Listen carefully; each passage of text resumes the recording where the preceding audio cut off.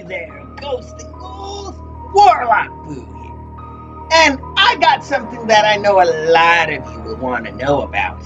Have any of you ever heard of the Navajo legend of the Skinwalker? Now I know those of you that are supernatural fans may know of this, but does anyone else? Now, who here that may not know, or may just know from TV, knows the actual story, how to tell a skinwalker, what a skinwalker is? Well, I'm going to tell you, and I'm going to give you a few stories too on this. If you like this, maybe I'll do some more on it. Now, a skinwalker is a Navajo urban legend or horror stories type thing that also appears quite frequently in Australia, where they go by a different name, but I'll do that in a different video. The skinwalkers were either shaman or medicine men that were very highly regarded by the town or the tribe that did an unspeakable crime, usually murdering a family member, doing something along that line, killing, murder, rape, something like that, that gained the power from that to wear an animal skin or the skin of another and take on their form. Now, they are very disturbing creatures.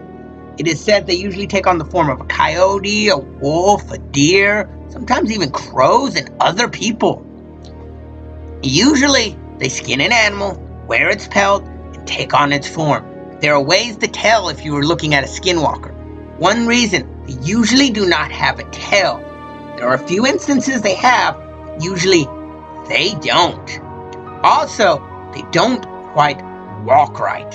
They walk as if a person's walking on their hand and feet, not just as an animal would. On top of that, they usually have a blank and glazed expression on their face. Same for when they take the shape of a person. They can also mimic perfectly the last line they heard from the person, and the last movement, but it usually sounds like an audio recording over and over again. Now, if they take on the look of a person, it's usually not one they've killed.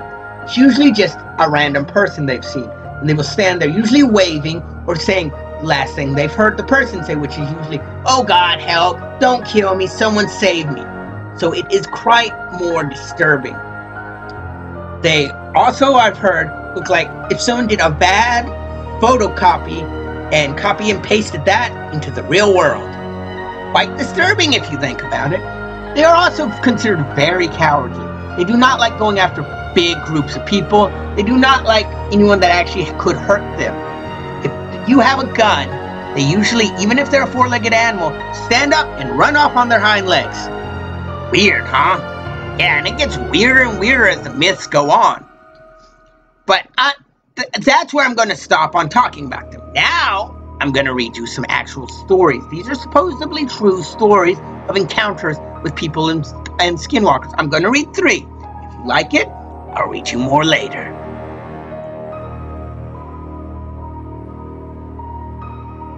My family owns a farm in the heart of an Indian reservation. One winter, I was home from Christmas, taking care of the farm while my parents were away Christmas shopping. As I was home by myself, way late in the night, and I hear all of the cows freaking out. I knew it had to be the wild dogs that were rampant around the area, so I throw on some boots, grab a shotgun, load it up, and head out into the field.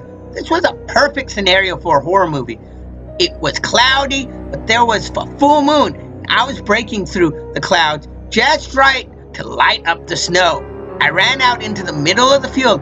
Just in time, I see 2 dogs. They were standing up facing each other and fighting. I think perfect 2 for 1. So I pump a shell into the chamber of my 12 gauge. Then it happened. The 2 dogs heard the rack. They both stopped, looked over at me, and ran away. On their back legs. Immediately I froze, and every ghost story about skinwalkers and all the other native legends I grew up with flew through my mind. Keep in mind, I am a white guy, and up until then, they were all just boogeyman stories the native kids like to tell to scare us.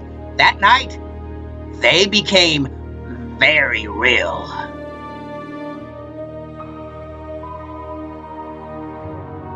In July 2004, near Gallup, New Mexico, I had my first and only encounter with a skinwalker. Before this, I used to say, I'll believe it when I see it. Well, I'm a believer now. What I saw was not full human nor full animal.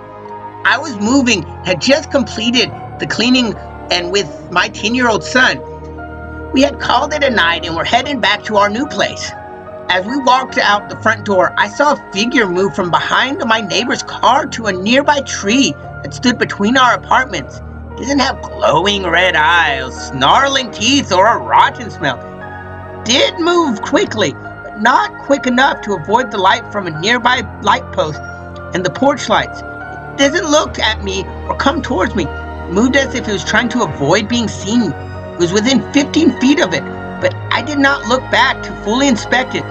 What I saw was a wolf-like animal that sort of resembled the Beast in Beauty and the Beast, just not cartoonish. It had brown fur that completely covered it. It wasn't a pelt. It was a very large wolf. It doesn't have any human traits except that it walked on its hind legs. It cowered behind the trees as we got into our vehicle. When we got in, I asked my son, "Did you see that?" Thankfully, he hadn't. My brother-in-law insists that it wasn't a skinwalker because I would have never seen it. To this day, I can picture what it looked like. Know that they exist, and I pray I never encounter one again.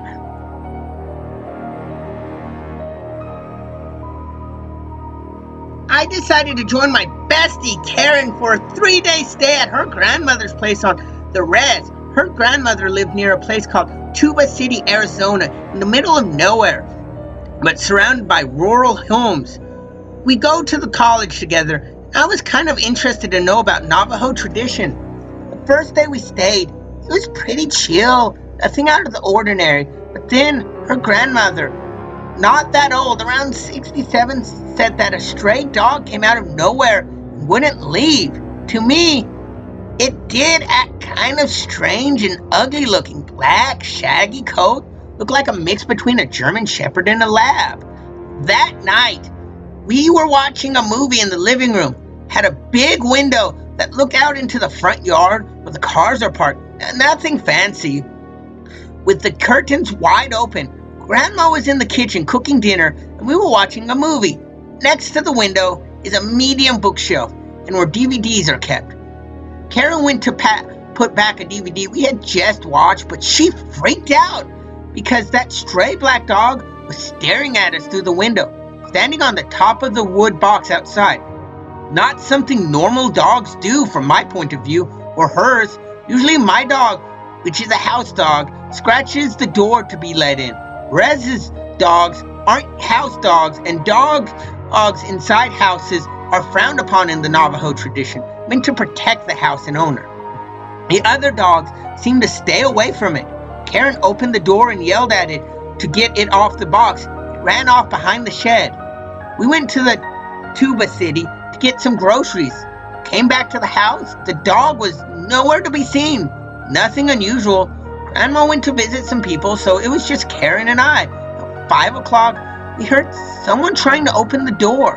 Both of us looked out since there had been no cars heard and no dogs barking. Looking out of the living room window to the door, and there was the dog trying to open the door with its paws. 2 paws wrapped around the bare brass doorknob, standing on its hind legs.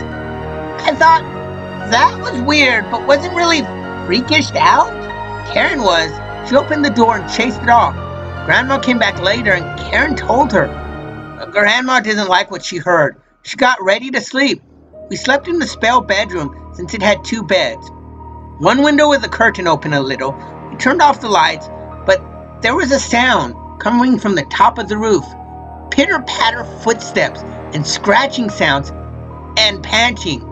It then sounded like it jumped off onto a large plastic water barrel they had. At first, we heard what sounded like barking, but as it grew louder, the other dogs seemed to be barking at something else. All of a sudden, something was running around the house, barking, and it was no dog bark. Nope, it wasn't. The barking sounded human, a deep male voice, barking like it knew we knew it wasn't a dog.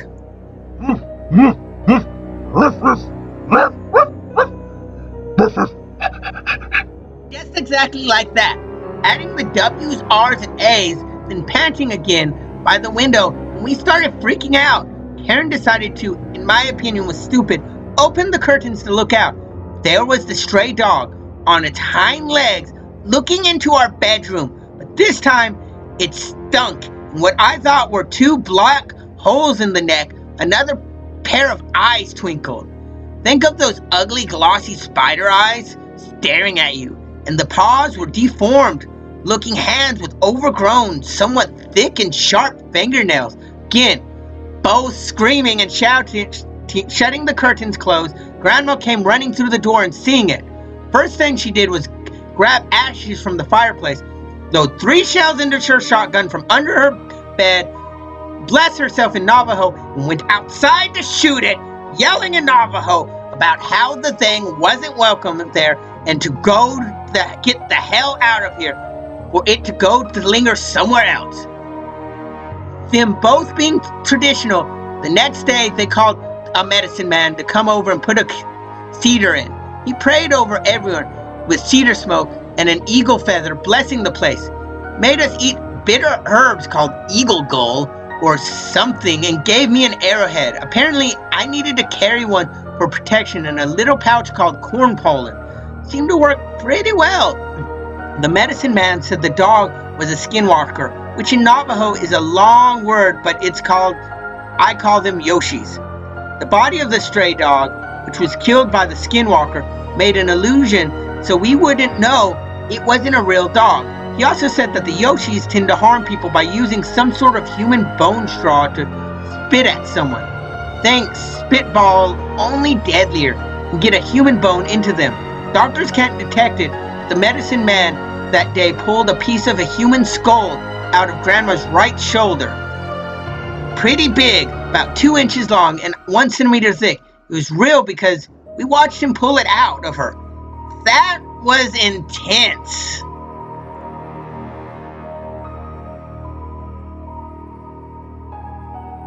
So, my ghosting ghoulies, what'd you think of the stories about the skinwalker?